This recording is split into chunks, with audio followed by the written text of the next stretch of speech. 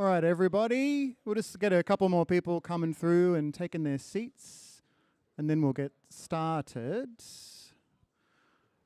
How bloody great is high score? I know we've only just started, and for those of you who have never been to a high score before, maybe this is premature, but I love this event. I look forward to this weekend so much every year.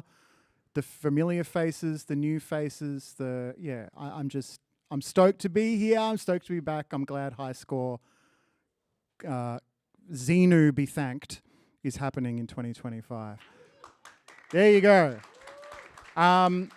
Welcome to everyone in the room. Welcome to those who are joining us on the live stream as well. Where's my camera? It's up there. Cool. So I want to acknowledge that we're on Wurundjeri land today. We're right near the beautiful Burrung. I hope at some point today, or maybe at the end of today, you get to sort of touch grass, as they say, although there's no actual grass out there. My name is Tim Shiel. Gee whiz, I'm a completely unprofessional host that drops pieces of paper.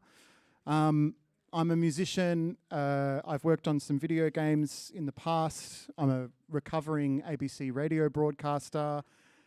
I'm a big fan of High Score. Last year I was one of the programmers for High Score alongside Amy McNichol. We are here today for a panel called, Jesus.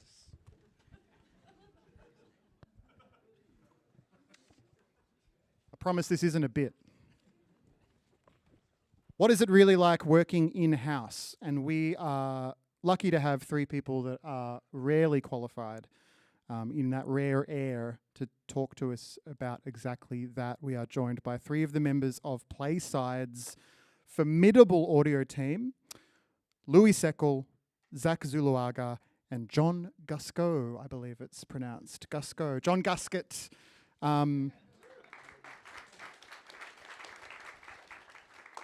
So, as you may know from already seeing the opening keynote, did they do Slido? I assume so, but yeah, we would love your questions through Slido today for this panel. So as you send them through, I'll be getting them here. So I'll be looking at the iPad throughout the whole chat, and I'm hoping to get questions from you, because really this whole event is about you finding out the things you need to know. So whatever brought you into this room, whatever you're curious about, if we don't talk about it, chuck a question in and I'll make sure we get to it. John, how long have you been at Playside for? Hi, Tim. Just over 2 years now, so going on for 2.5 actually. Okay. Can you give me a bit of a what's your role at Playside, and then can you give us a bit of a history of Playside itself as a studio, which is now one of the largest game studios in the country? Is that right? It is, and I think, and certainly as far as an in-house audio team, there's a few of us working there. So my role is the studio audio director. So I basically oversee all of the kind of audio as a discipline at the studio. And I'm sort of like, I work a lot more these days with leadership and management and strategy and just all the kind of studio related things that need to be done, like how we resource our projects. I'm across a lot of hiring and also audio direction for the projects as well. But my background's actually working mostly in-house as an in-house sound designer and composer. So I've got a lot of history on the tools as well. Very much like Pete in the keynote, we started in the industry around the same time, and actually at the same company, although he joined just after I'd left to move to Australia. So you can tell I'm from the UK originally. So yeah, audio director. That's my role at the company. How many staff overall are there at Playside?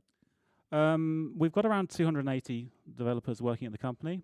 And then within the audio discipline, there's 12 people. So there's myself, 9 audio designers, and 2 audio programmers. Yeah. So it very much, sometimes we talk about the indie game movement, the indie game community, small teams, 1-person teams, 2 people, 3 people, 5 people. Playside is, not that. It's like 100 of that all working together on how many games is Playside working on at any one time? Yeah, that's a good question. So Playside's quite a unique company in the sense that we don't just make one game or one type of game. There are a variety of different projects on the go at any one time across a number of different sort of business units with how the company's structured. So we might be working on mobile games in one division, PC and console games, which we might self-publish, we often work with partners as well. So we have like a work for hire division that works with external partners and clients. So we make games in a number of different ways. And as a studio, it sort of works quite well because you sort of, instead of just betting the family farm on one project, there's a number of different income streams and a wide range of projects to work on. So that's why the team's so big in a sense, because it sounds like a lot of people, but once you're working on 5 to 10 projects as a studio, those 9 audio designers quickly get allocated. So yeah, lots going on. And we have 3 members of your whole audio department here, but how big is the audio team in total? Like I said, so 9 audio designers, Right. myself, and 2 programmers. And 2 programmers. Who specialize specifically in audio. Right. Okay, excellent. I'm curious about that. We might come back to that. But okay, cool. Well, I want to talk a little bit about what in-house even is and what that means and maybe some of the workflows and processes that come about. But before we do that, I think it would be really valuable for us to understand how each of you kind of got to where you are. So we've kind of got, intentionally, I think, 3 members of the team who are at different sort of stages of experience and different, different parts of the process in terms of a long-term career in game audio. And I want to kind of hear from each of you about how you got to where you are. We could probably for each of you, we could spend an hour doing your life story, which we might try and avoid doing. But Louis, we'll start with you because when did you join Playside? Yeah, so I joined the team about just over 1 year ago now. Okay. Yep. And is this your first role? It is. Yeah. First role, yeah. So let's hear your story, starting with being a kid. Like what got you into it? I know I said I wouldn't do a life story, but just go with me on this. What got you into games? Like what were you playing, or why? Why were you so excited? So first game experience that I can recall, or first console I owned, was a Game Boy Advance SP, playing Donkey Kong Country. Absolutely loving that. The music and sound design is incredible. So yeah, always played games growing up and started producing music at the sort of end of primary school. So I was about 10 or so. GarageBand, bit of Reason. And then through high school, fell in love with music production, technology, all the sort of weird sound design genres though. So when dubstep was really big, drum and bass, all of that stuff.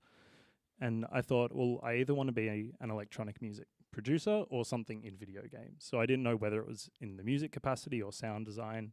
And at the time, I was really into Dota 2. So I looked at Valve's job descriptions for audio, looked at the requirements, and it was a bachelor or equivalent in audio technology engineering, something like that.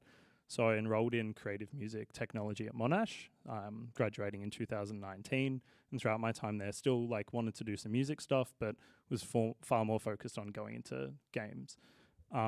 Finished in 2019, right at the perfect time when the world shut down. So there was a couple of years where... Oh, that was a perfect time, don't we all agree? Yeah. So life came up and I wasn't really able to dedicate the resources into going into game audio. So I found myself just going from job to job, getting through life doing sales work. And it was about 2 years ago now, I left my previous sales role and I went through this 3-month process of applying for every next sales role I could. I thought this is the logical next step. I spent 3 months, did 100 applications, about 30 interviews, 3 times getting into the final stage, never getting any jobs. And then in the final interview that I did, I had a full breakdown where I just completely forgot what my train of thought was. Yep. And I realized I can't speak because this is not what I'm passionate about. I'm just doing what I think I should be doing, and this has no bearing on where I actually want to be. And I wasn't being myself. So yeah, from there I thought this is the time. So I gave everything into upskilling, learning everything I could about audio implementation, about engines, and actually applied for the role that Playside had out in, I think it was April or so last year. I didn't get that role. So one of my colleagues, Alec, did. And I think what was an important sort of process for me getting into Playside was 2 things that I did at that time. One was getting feedback from the talent representative on where I could improve. So that was Unity and Fmod being 2 core competencies that I didn't really have experience in. So knowing that and then finding a way to action that feedback. So I looked at Alec, who is probably here in the crowd today, at his LinkedIn profile, and in addition to him having experience in studios, which was something that was hard to come by, I identified that he'd done this amazing course at Berkeley for game audio that had both Unity and Fmod as part of the core requirements. So I enrolled in that course, got through it, and throughout the course I made sure that I posted every update on LinkedIn, and I was connected with the talent representative from Playside. So there was no active roll-up for audio, but I was posting, here's my LinkedIn, here's my Unity project using Fmod, all the buzzwords. And without a role even being up, I got a call within an hour of me posting it saying, hey, do you want to come in for an interview? I can see that you're doing the things that we told you that you should do. And then, went from there. And that was sort of, I guess how I got into Playside. Wow. Yeah. That's even as when you were younger and you were looking at the Valve job descriptions and going, oh, that would be a dream job. Exactly what do I need to do? And then ticking them off or trying to tick them off is such a, I mean, many of us don't know what we want to do. We don't necessarily have that when we're, 19 or whatever, or 18, however old you would have been. But to have that, to have essentially a checklist to work through, in some ways might have been a bit of a relief. And good on you. It's such a dogged kind of pursuit. Thank you. And now you're in the Playside team. Thank you. Do you guys have memories of, were you involved, either of you involved in Louis' recruitment or have memory of that? I was. Were you, Zach?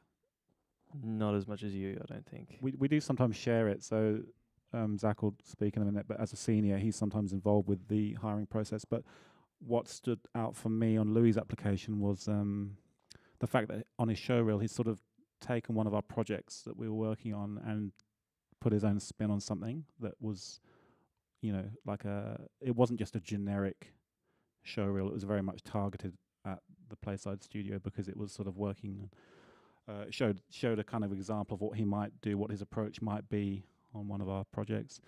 And it also goes to show that if you don't get in the first time round, the hiring team do keep everyone on file. So instead of going through the whole process again, the hiring team were able to kind of look in their kind of archive and see that Louis is still around, he's still local. Oh, and he's also been making some improvements to his process. So, it was a good application. And what I think, taking one of our IPs and doing your own spin on it also shows that Playside is the place that you want to work at.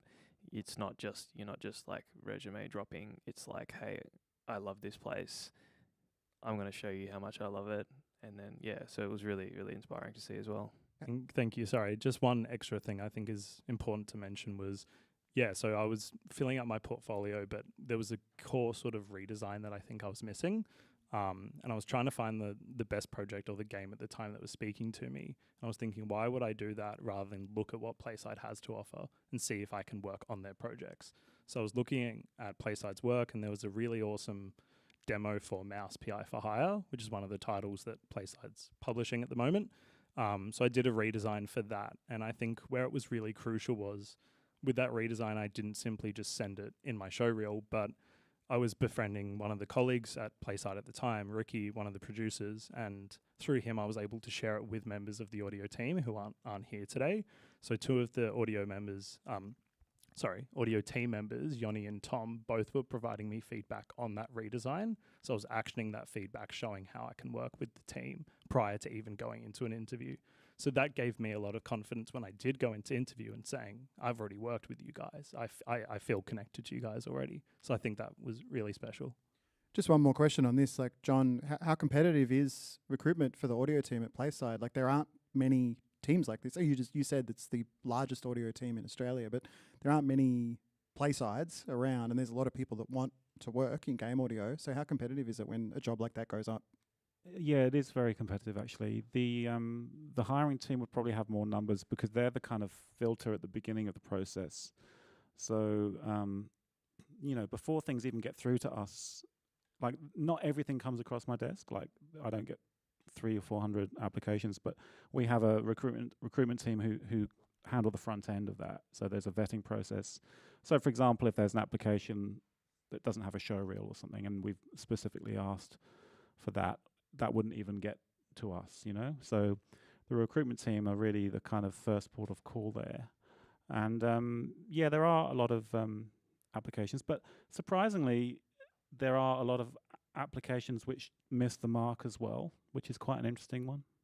People think that they might be able to work in game audio because, I don't know, like without wanting to sound, you know, too like unreasonable about it. You know, they've done a bit of electronic music production, or they've done a bit of DJing, or they fancy themselves as a bit of a sound designer, but without really thinking about what the process involves. So, yeah, we are always sort of on the lookout for good people who really make the right strides towards, you know, thinking about what is involved with the job, and like what Louis was talking about, you know, focusing on the tooling and as well as the creative and aesthetic aspects of it.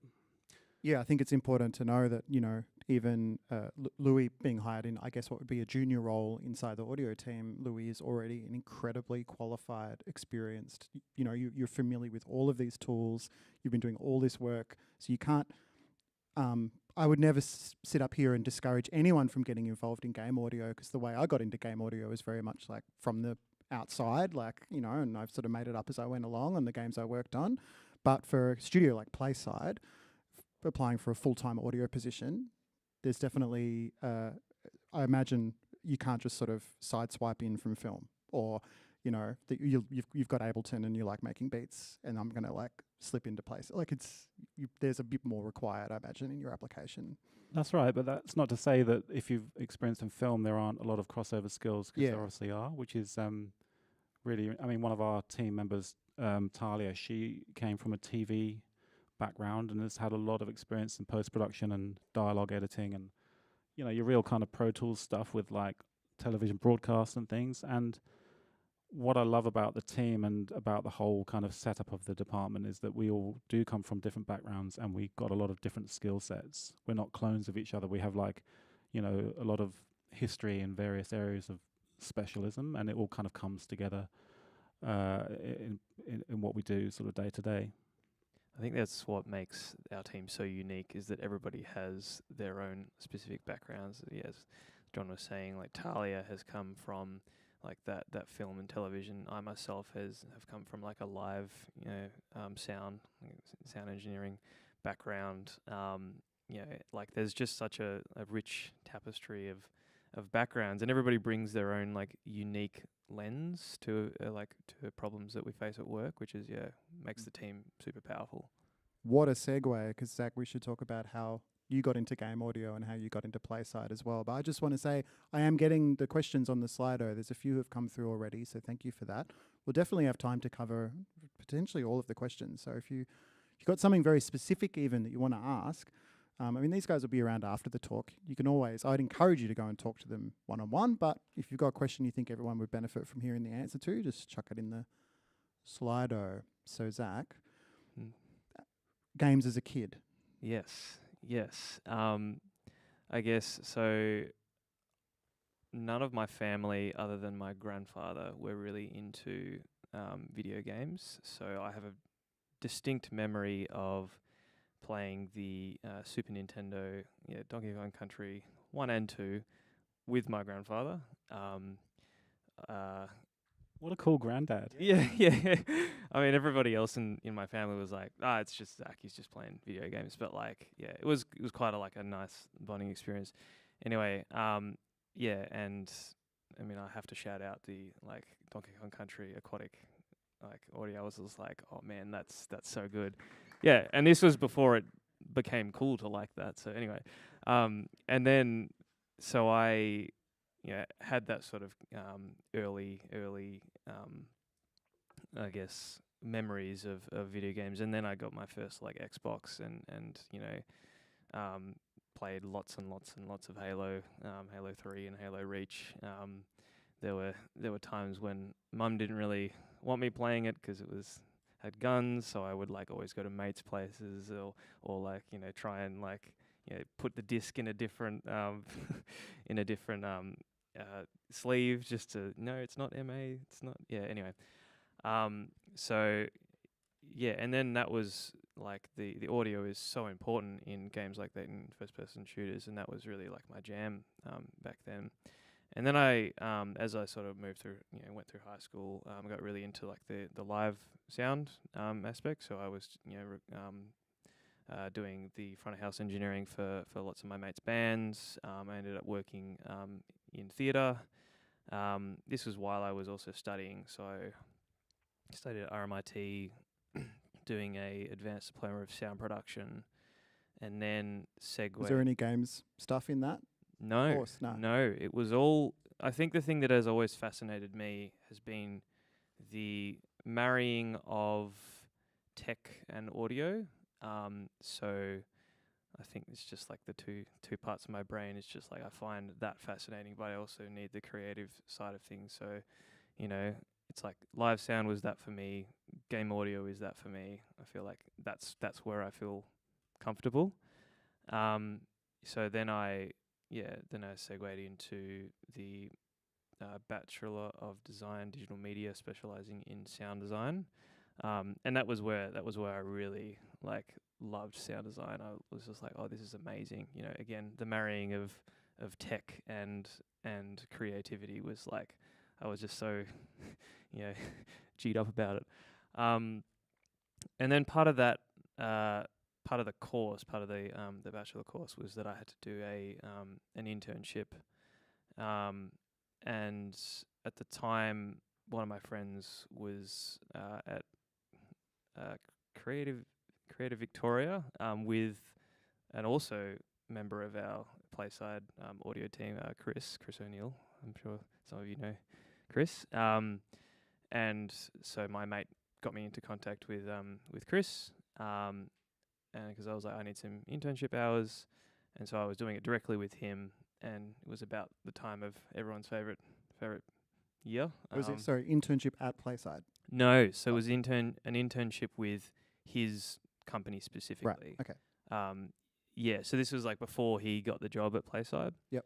And then the COVID happened, and basically a lot of his work dried up, and I was already halfway through my internship, and he was like, sorry, I don't have a heap for you. And then he got the job at Playside, and I was still interning with him, but there was some like NDA related things, so I couldn't work with him at Playside. He sort of still had to like give me some of his other work until basically Chris pulled some strings and was just like, can he do his internship here? This was back when it was like 60, so 60 staff. 60 staff. Yep. Yeah. So it's 3 times as big now as it was. 3 times as big. We were doing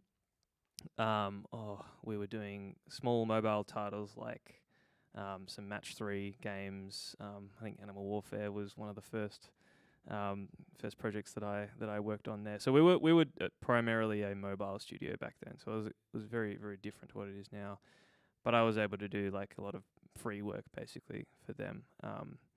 Yeah, I understand that that's like a very unique experience, because I don't think anyone else in the Playside audio team would have had that experience. I was audio member number 2, which again is very unique.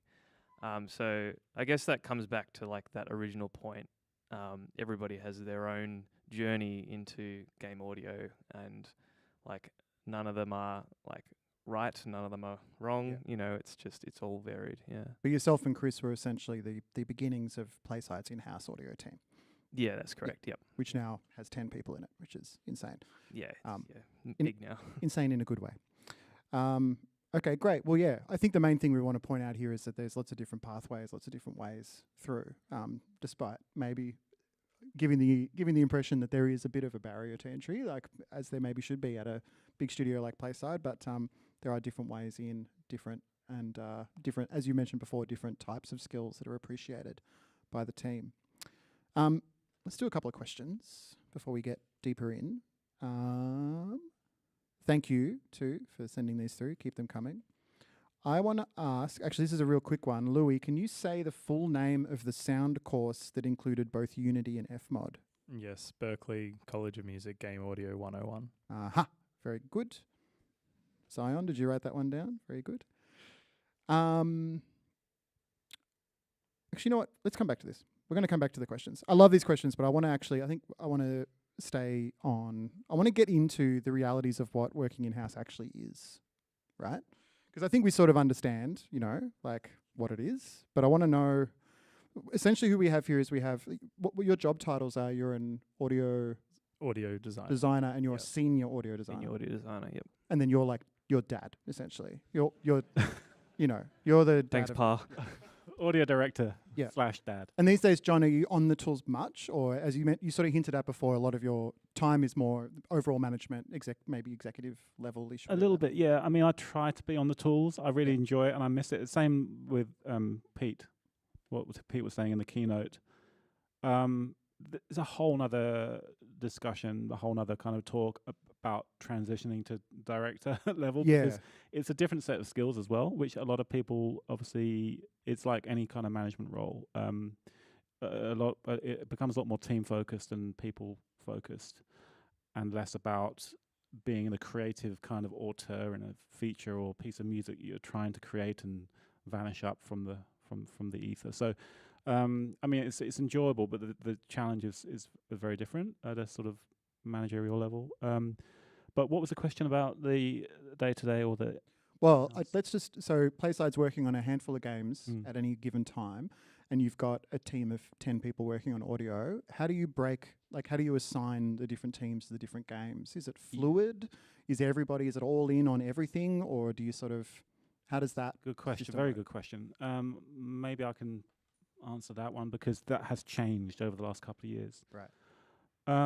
When I started at Playside, the audio department was sort of functioning more as a centralized service team, which is absolutely fine. A lot of studios do that. I think some big studios do that as well. What does that mean, sorry?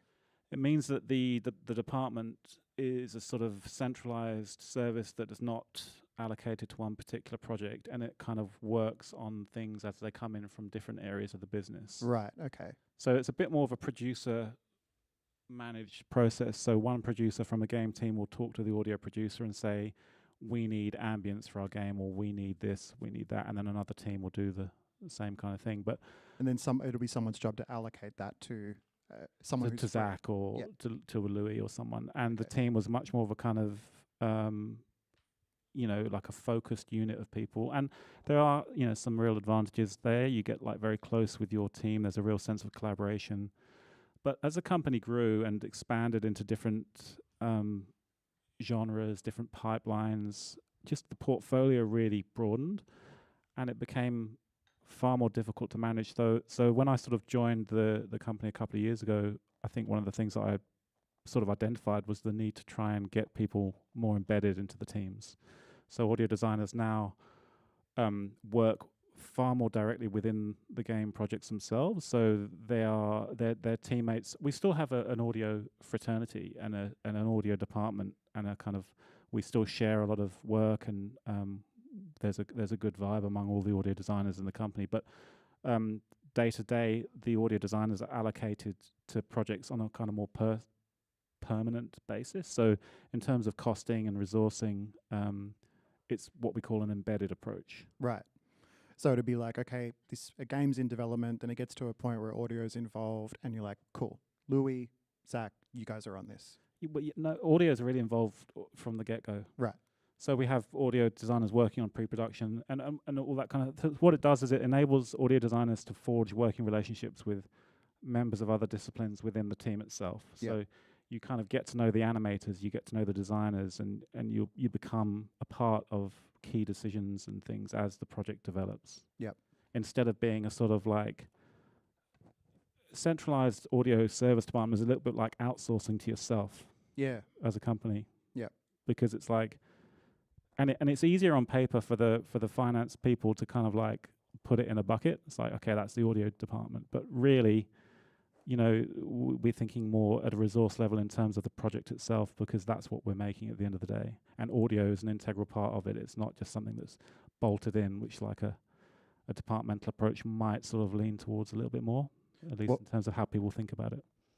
As musicians and audio designers, we might come across as biased, but have been saying for years, and will continue to say, that games are better when audio is like part of the day one conception of how the game's going to work, how it's going to function.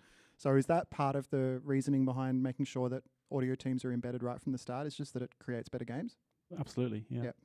And it may be that the allocation is it varies in terms of its intensity. So right at the start, we might have someone on it 50% of the time in the early days. And then as things ramp up, the allocation will increase, and then it might drop off a little bit towards the end, depending on, you know, what the project's doing and everything. But yeah, it's all about that. It's all about trying to kind of, audio is just part of the project. If I could just add to that, one of the other things that, as somebody who has been through, I guess, both types, back when we were primarily doing mobile development, the tech stack was a lot more predictable, let's say. So we would have to be across these particular mobile, related tech stacks. Obviously, we are huge now, and we deal with all sorts of different engines, all sorts of different middlewares, different styles, everything, and it. Can you list a bunch of examples just to give us that kind of sense of the scope? Yeah. Okay. So we've got a few different business units, I would say. So we've recently shipped Shattered, which is one of our mixed reality VR, I guess, title for Meta. Is it nominated for an actor? We've got Age of Darkness, which is like a real-time strategy, PC kind of game. We've got still got our mobile division, so we've got still some Match 3 related things. What was some other mobile titles? Cranny Critters, thank you. We've got Kill Knight, which is like a top-down isometric PC title there as well. Also, console. Just trying to think of what else is there. Yeah. We for Netflix, we worked with them to deliver a Dumb Ways to Survive recently. So it really and that's a primarily mobile title. So it really does vary from platform to platform. Yeah. Just to add on to the list, we've also shipped Civ 7 on the Meta Quest for Meta. So what Zach's getting to there is that some of those games are Fmod, some of them are Wise, some of them are proprietary engines, some of the game engines are proprietary, some of them are Unity, some of them are Unreal, like Age of Darkness. So it sort of makes you wonder why not just stick to one tech stack. It would be simpler, but the breadth of projects that we have at Playside means that it's not as simple as just saying that we want to be an Fmod studio or we want to be an Unreal studio. We need to maintain a flexible approach because of the portfolio is so wide and varied.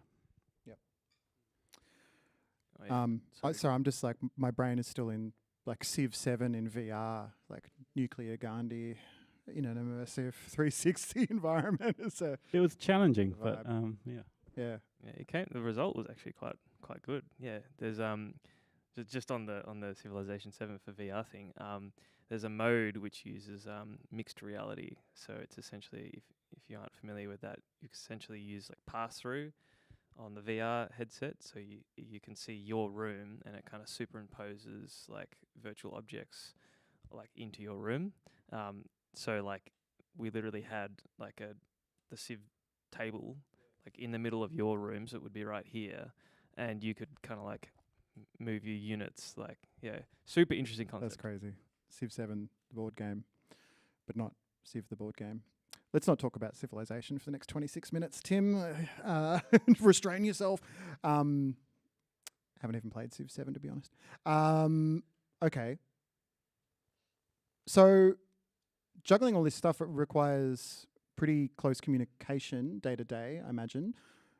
At risk of getting really nerdy, what tools do you guys... Is everyone in the same office, or are there people working remotely? And what kind of work from home situation? And if it's the case that you are a little bit remote, how do you all communicate and stay in touch with each other?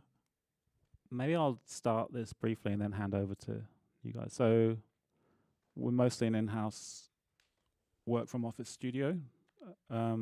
We have a headquarters in Port Melbourne and a second office actually just down the road in South Melbourne. We also have a studio on the Gold Coast, but there are no audio designers up there. We do have some remote staff. One of our audio programmers is in Adelaide, for example.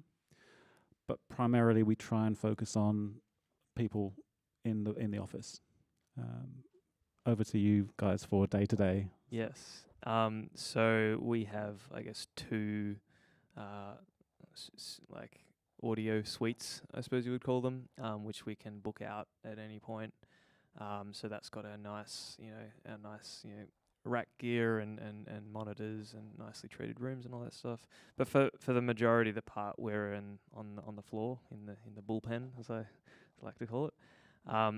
Because a lot of it is, we need to also be in meetings. We need to be interacting with the rest of the dev team. So, we still need to be in close communications with our producers, with designers for design intent, animators if they've changed something or we need to, hit one of their animations. So yeah, generally we're in our sort of embedded teams, like we're sitting near them, which I guess adds to that nice, team environment there. Oh yeah, I was just going to jump in as well. So we're embedded in the teams and sort of without going too deep into the project management style, but we use Agile. So every morning, each member of the team will gather in a stand-up and mention what their goals are for the day and identify any blockers, and then work with the other departments of engineering, design, or whatever to remove those blockers so you can move forward. So there is a really good team dynamic between audio and the other departments. Yeah, and I mean, if anybody has questions about, we can go a bit more nerdy and a bit deeper into exactly some more of those processes and workflows if anyone would find it valuable. I'm going to continue my streak of being the High Score's most professional presenter by requesting some help from Acme, because I've somehow turned the iPad off and don't have the code to turn it back on. So if there is anyone, hopefully, that can maybe help me with that, that'd be handy, because I won't be asking any questions until I can turn the iPad back on. Do we have someone up the back? Maybe? Okay, could be interesting. Yeah. Do you want to just pass me? Ben? Thank you, Ben.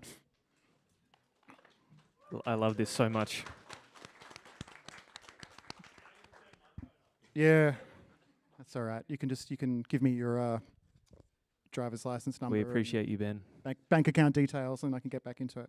All right. Well, there's a lot of great questions here, so I want to make sure we're going to have heaps of time, I think, to get into them. Please feel free to upvote questions if you feel like you also would like to know the answers.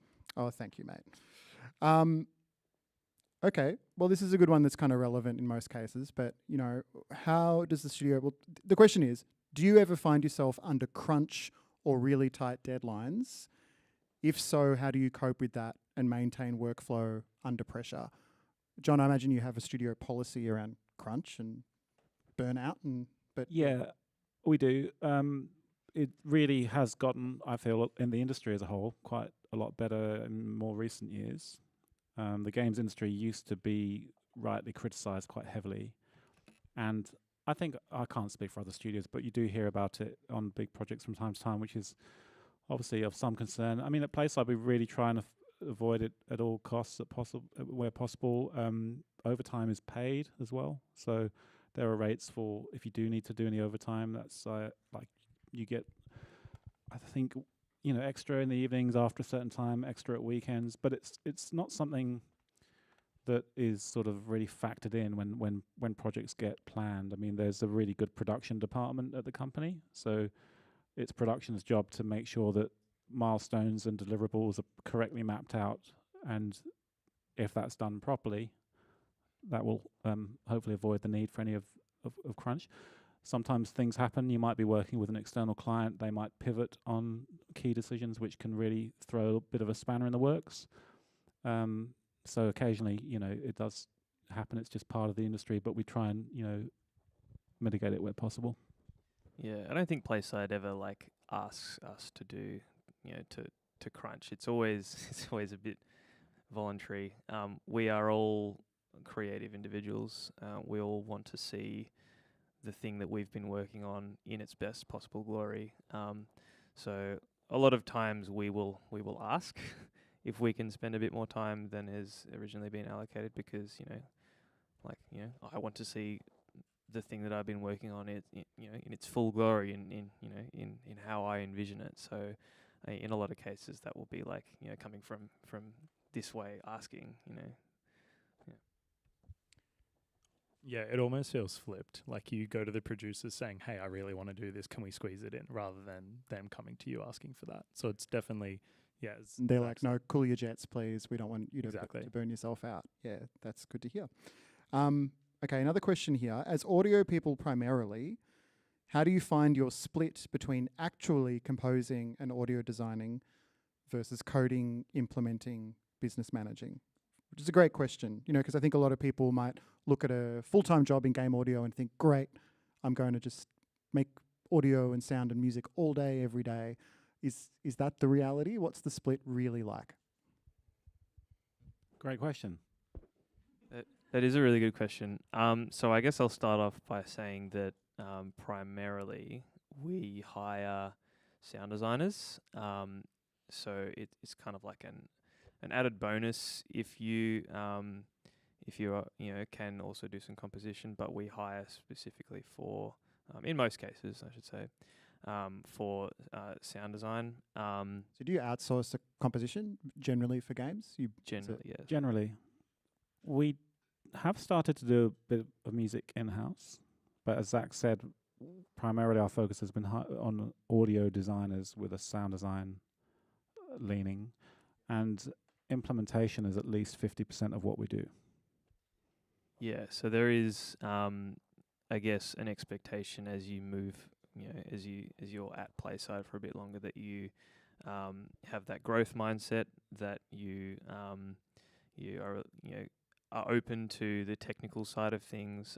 So I guess in a project we will do the sound design, of course, and then we will also have to put it into an Fmod or a Wise, and we'll also need to test that to make sure that it functions in game.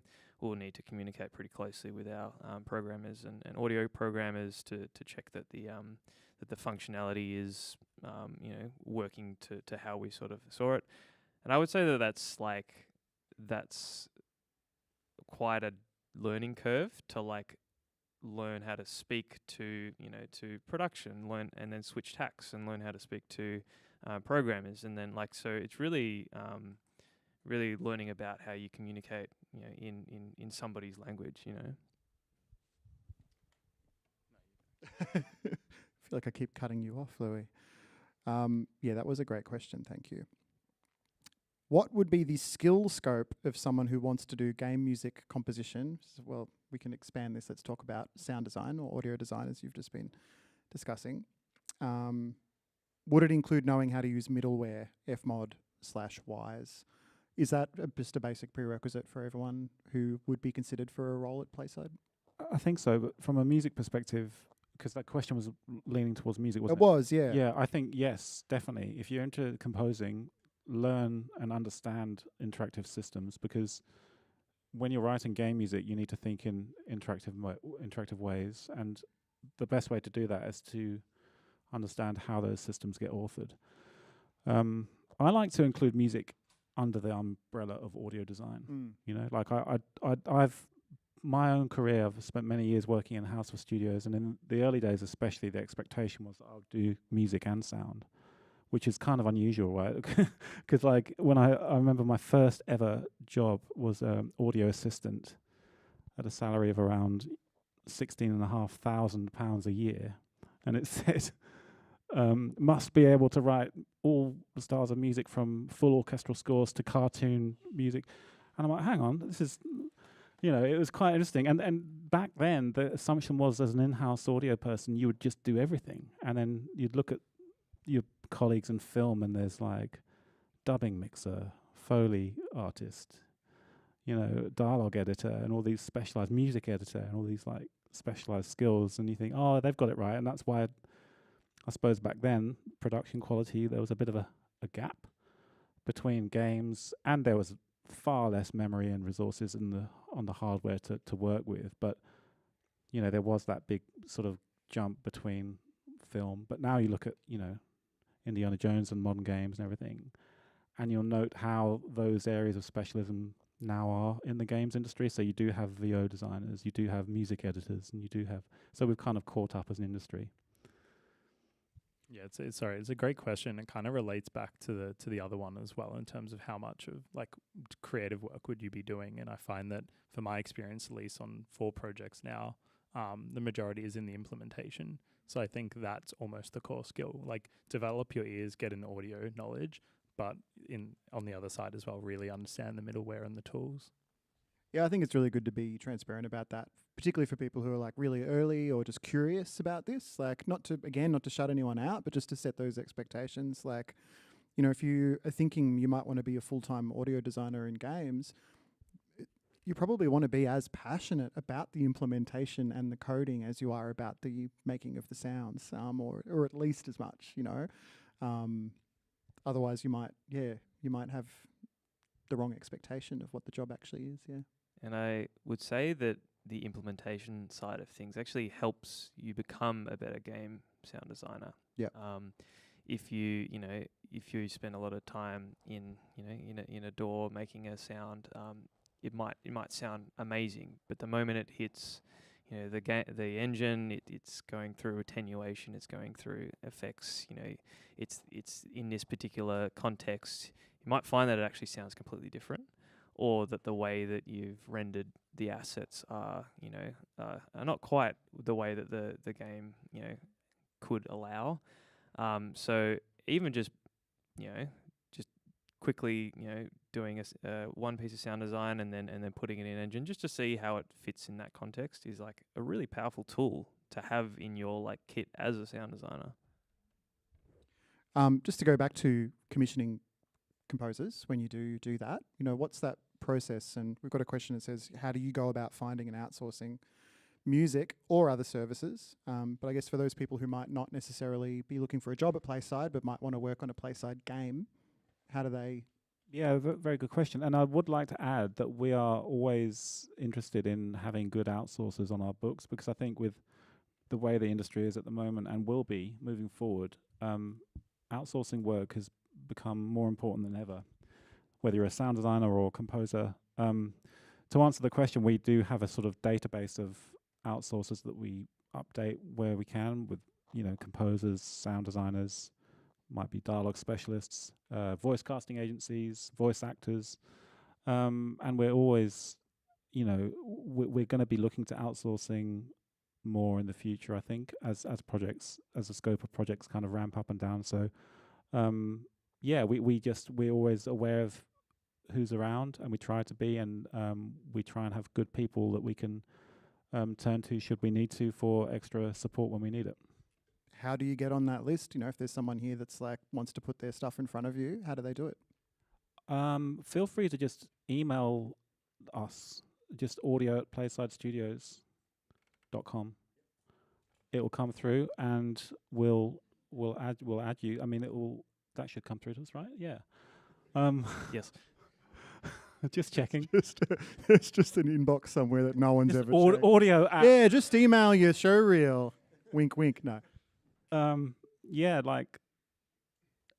may not be able to get back with every request for feedback on show reels and things, which is, you'd have to excuse us, but we will listen, and we can add people to our database of potential vendors.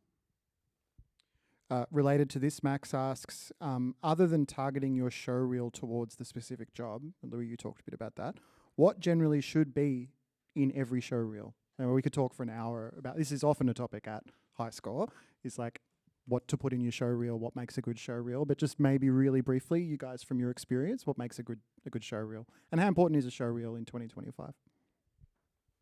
I'll go first, and I'll be brief. Very important. Of course, I always like to see show reels that don't just contain video redesigns. So video redesign is something we often see. So you might take a piece of footage from your favorite game and redesign the sound for it. The problem with that is that it doesn't really showcase many skills that are part of the job day to day, because it's working with linear media and it's working with pre-rendered content. I'd much rather see like a little indie game or some sort of game that shows original sound design with implementation context as well, or at least how you've been thinking about it. So even if it's like an Fmod project or a little thing in Unity, or just thinking about like implementation things and runtime parameters instead of just cinematics. And that game might look way more rough around the edges in your show reel compared to like your excellent audio redesign of an Assassin's Creed game or something. But yeah, but that's fine. Yeah. Did you have something? Yes, I would say so. Show reels are really important, and yeah, as John said, like, you know, I love to see an implementation of some description, maybe some videos of a middleware and how you use some of the parameters like that. But I would also say that, you know, a show reel is part of the equation. I think the thing that has been, you know, has made some of our sound designers successful is that there's been a clear passion. There's been a clear like I would, you know, give me feedback because I want to action it immediately. You know, and I want to get to know you. I want to get to know Playside, and that's the thing that, like, you know, for me, really stands out. You know, Louis, you know, doing his you know, sound design piece on a piece of Playside IP. I know that, you know, Talia was, you know, we gave, you know, some feedback, and she just, like, within 24 hours was just like, here you go, like, I'm having another go, here we go. And just, like, you know, just it was a clear, demonstrable, you know, passion for wanting to be in-house. Yeah. Also, you know, come to High Score, keep coming to High Score, and when you're talking to studios or people you want to work with, tell them that you go to High Score. Like, I think this event is now held in such high esteem in Australia, in the game industry or community, that people know. Like, so if you can say, oh, I've gone to High Score a bunch of times, I've learnt a lot there, then that will also count in your favour. Correct me if I'm wrong, but our latest recruit, V, we met through High Score. So yeah. Amazing. Keep coming here. Exactly. Yep. Love it. A couple of questions around, do you always require a degree to get a job at Playside? Like, have you hired people that don't have a tertiary qualification? Absolutely. There's no requirement to have a degree. It can help in some cases, but we're not looking for that as a filter or anything. We've got 5 minutes if anyone wants to squeeze in a question. I'll see if I can get a few more of these in, although we've covered some of this stuff. Well, what's the working culture like to work in-house at Playside, particularly in relation to working hours, which I guess we covered, but, you know, pretend John's not here. What's the culture like at Playside? Well, be honest. We've got some, I guess, team building things that we do. The most important thing, we have a Super Smash Brothers room, which is the most important thing to the Playside culture. And I say that as a joke, but, like, as in every single lunchtime, every single after work, there is, you know, like, it hits 5 o'clock and there's people already in the Smash room, and it gets very competitive. So. I love that. How often are the three of you actually playing games, and how important is it to stay actively gaming? It's a great question. Really good question. I mean, yeah, I'm a big nerd, so I will always go and play games and turn the volume up to 11, much to the dismay of my partner. But yeah, and it will often be, you know, new releases or your things that are using cutting edge like technology, and I'll you know, bring it back to the team and be like, hey, check this out, this is awesome. So we are constantly inspired by things that are, you know, being released, and we always, like, try and dismantle it and be like, how do you reckon they did that, or you know, how do you reckon they made that function in the way that it is? So yeah, well, real quick, what's one game that each of you is playing right now? I'm playing Manor Lords. Manor Lords. Yeah. Straight up. Doesn't have to be, like, cool or brand new or anything. Well, I'm playing Elden Ring Night Rain, which is with some of my mates. So, but I'm a big Souls nerd. So. I am still dipping into older games on my PlayStation when I get the chance at night time. So things like Red Dead 2 still, which is old, but I'm old too, and I've also got 2 young kids, and it's a really, really good point that was just raised then, because it is very, very important to keep playing. And a lot of game developers, they even if they get further in their careers, it's like, oh, I don't have time to play any games anymore.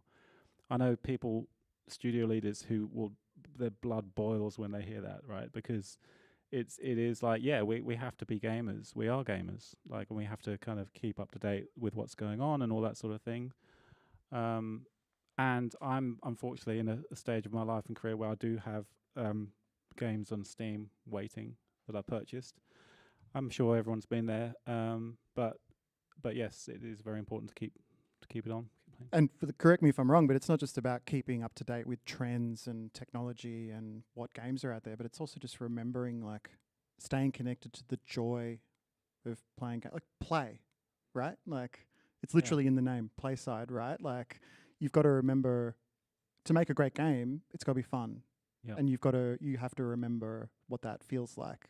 So I imagine you would always encourage people to keep playing games, no matter how deep into the industry they get, right? Yeah, exactly. And it's also like a great source of inspiration. I'll use a personal anecdote. When I was working on Shattered, which was our mixed reality title, I played a lot of Half-Life Alyx, which was such an incredible like VR game. And I remember just being like, I want to do that. I want to do that particular function. How do I make that particular feature work in my version of it? And so it's a way of being inspired and trying to put your own spin on things that have already been thought about.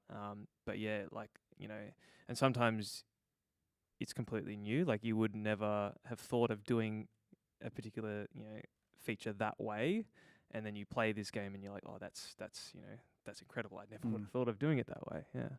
Can I just chime in as well? Yes. Just one final thing, which is really important. It's really, really important to play games still, but it's also so important to play the games that you're making. And I think developers don't often do that enough. So even in my role, I really try and take the time to play when I can, just to kind of get across levels and really listen to how things are going and everything. And it's very easy to forget that when you're making a game, you need to know the game, and it takes hours, right? It takes a long time to get around it properly.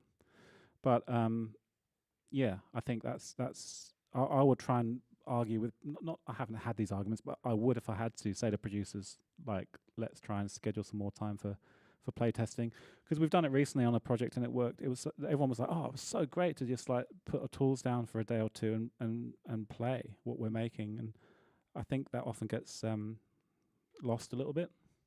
I think it definitely helps, especially with what I find to be the biggest challenge is like a macro shift of the day to day. Like if you're working on a sound, sometimes you can spend an hour or two focusing on the minutia of it.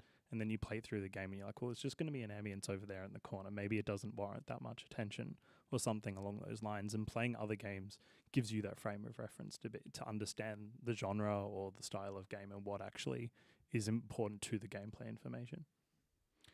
Games are fun. Never stop playing games. It's good. I'm tempted to say that's where we leave it, but we've got 90 seconds. Let's squeeze like speed round in 10 seconds. I want 10-second answers. I'm a long-time Reason user. Do you use it in your workflow? Anyone? I have. We don't anymore though at Playside. I did a long time ago. We use Reaper only at Playside. Really? Yeah. Oh, right on. Yeah, Reaper. Way to go, Reaper. How do you recommend getting more experience with middleware? Without a project to work on, I find it difficult to know where to start beyond official tutorials. Another plug, do the Berkeley course. Do the Berkeley course, okay. I know, sorry, FMod, Wise has got the 301 course as well, which is a great starting point. Yeah, online materials and game jams too. And a really difficult question to answer briefly. What have you found is different working on VR titles compared to traditional titles? In one word. Mixing.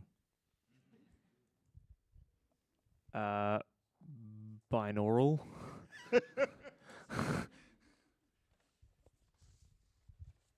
One word. Metaverse. Hardware. And there we have it. What a... Thank you to Louis and to Zach and John. I don't want to speak for you guys, but I assume you're hanging around. And lunch, it's now lunch, which I think is taking place at Cameo, which is behind the kiosk, the cafe, where there's the coffees and food and stuff. It's where FMod is set up. It's somewhere there. I don't actually know where this is, but somewhere around there is lunch, which we're all going to go and do now. But you guys will be there if anyone wants to continue the chat. Thank you all for jumping on this one. Have a great high score.